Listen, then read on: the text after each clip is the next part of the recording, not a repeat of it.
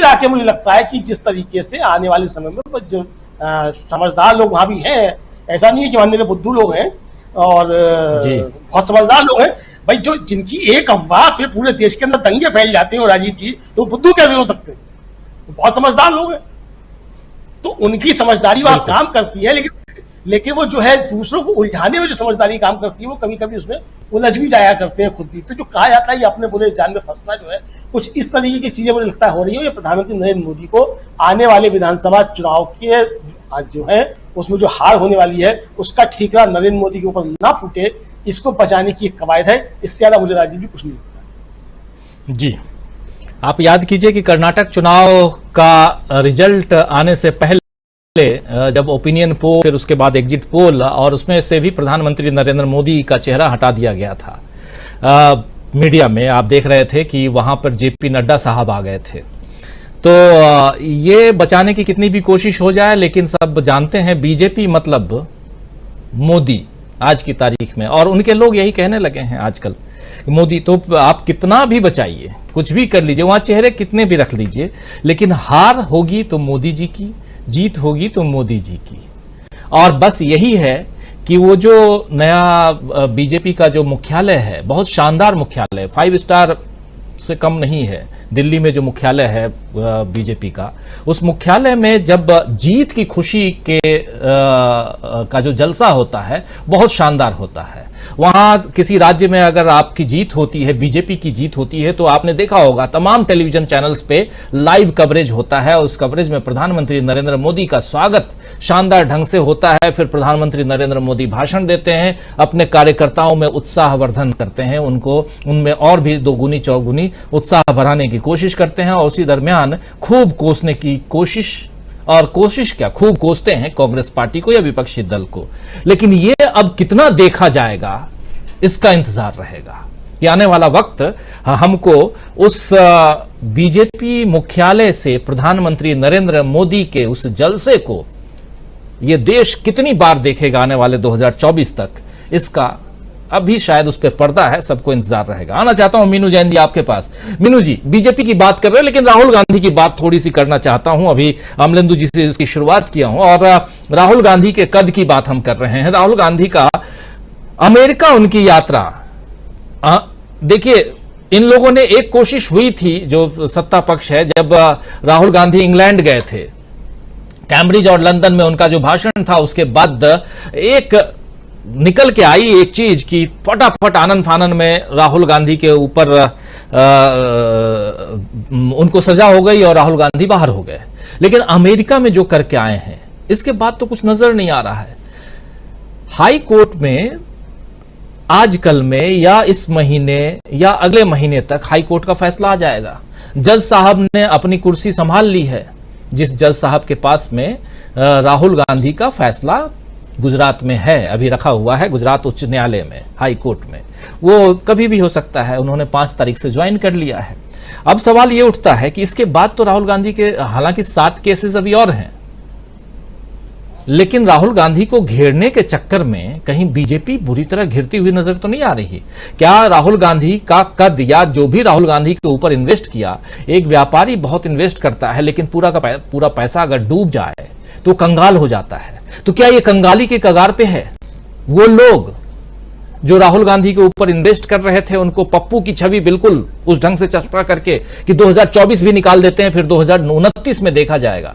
लेकिन उससे पहले जो कुछ चल रहा है, जो कुछ दिख रहा है, वो तो तस्वीर बिल्कुल कुछ और बयां कर रही है। उसमें भी अगर विपक्षी एकता में 1:1 हो जाए, आमने सामने की फाइट पर कांग्रेस भी तैयार हो जाए, तब तो बात बिल्कुल दूसरी होने वाली है। मीनू जी, गंभीर स्थिति है बीजेपी के लिए। जी हाँ, जी देखिए, जो एक अकेला सब पर भारी इस वक्त तो राहुल गांधी है, सबके ऊपर भारी। इसमें देख लीजिए कि पूरी बीजेपी बौखलाई पड़ी है, और जो अपने ही इसमें अपने ही विपक्ष में ही देख लीजिए कि राहुल की वजह से ही टाइम एक्सटेंड कर दिया गया है विपक्षी दलों की मीटिंग का। अब बीजेपी जो भारी पड़ी, बीजेपी जो बौखलाई पड़ी है, उसमें स्मृति ईरानी की बेशर्मी देखिए। पहलवान महिलाओं का जो स्थिति है, जो सड़क पर पीटा जा रहा है और किस तरह के दबाव डाल के केस वापस करवाए जा रहे हैं, जो भी कुछ करवाया जा रहा है, उसके ऊपर उनकी जबान नहीं खुलती, जबकि वो महिला और बाल कल्याण मंत्री हैं। उनका सबसे पहला फर्ज था उस मुद्दे पे जो भी उनका विचार है, पॉजिटिव या नेगेटिव, वो अपना रखती as a minister, central minister, उसमें उनकी जबान नहीं खुलती। और राहुल गांधी का मुद्दा आते ही वो पूरा तरह तरह के अपने अभिनय की पूरी क्षमताएं लेके और वहां पे वो उपस्थित हो जाती है प्रेस कॉन्फ्रेंस में, आवाज को उतार के, कभी चढ़ा के और कभी तरह तरह का मॉड्यूलेट करके उसको ज्यादा नाटकीय बनाने की कोशिश करती है। और तो और विदेश मंत्री तक लग जाते हैं। मतलब जो विदेश मंत्री है, ऐसा विदेश मंत्री गरिमा से बिल्कुल हीन, जो आईएफएस है, सीनियर आईएफएस, सीनियर मोस्ट इस देश का, और वो ये क्या मतलब बिल्कुल ही सड़क छाप भाषा बोलने लगे हैं एस जयशंकर। शर्म आती है कि ठीक है, आप आका को खुश करने के लिए इतना तो स्तर मत छोड़िए, अपना एक लेवल तो बनाए रखिए। वो ग्रेटर थनबर्ग से आपने देखा किस तरह से भिड़ रहे थे, केवल ऊपर के इशारे पे खुश करने के लिए। तो हर कोई लगा हुआ है उसमें, जो भी कुछ बोल राहुल गांधी के ऊपर जितना जो आक्रमण कर सके। इस वक्त जो हो रहा है कि एक जिसको कहते हैं ना, गुड्डी चढ़ रही है, पतंग जो है राहुल गांधी की चढ़ रही है। अब उसे काटने के लिए लगे हुए लोग, उसमें स्मृति ईरानी लगा रखी है, शिवशंकर लगा रखे हैं और पूरी मिनिस्ट्री लगा देंगे, तो वो पूरी कोशिश करेंगे। लेकिन जो राहुल गांधी ने जो यहाँ जो